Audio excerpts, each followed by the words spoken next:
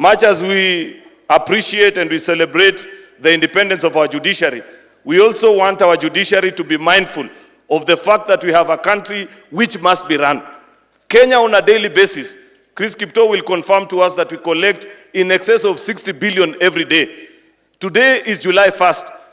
The order of the court has said that no collection, no implementation of finance bill until 5th of July.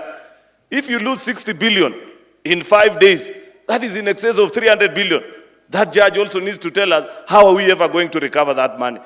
So we want to ask with humility our judges that even as you exercise your independence, bear in mind that we have a country to run, we have promises to keep, and we have wananchi to serve.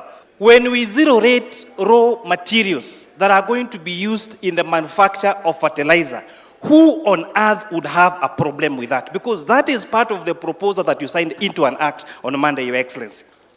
When we zero rate coffee and tea that is going to be used for export, who on earth would have a problem with that particular proposal, Your Excellency?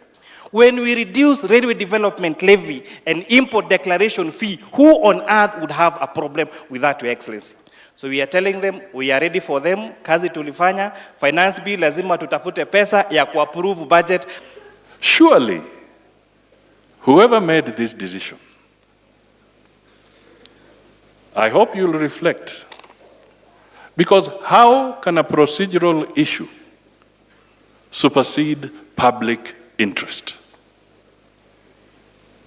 It is not possible, and it is not good for this country that public interest is taken for granted. I hope the judiciary, in its own wisdom, will also make corrective action, because Kenya is moving and is racing against time.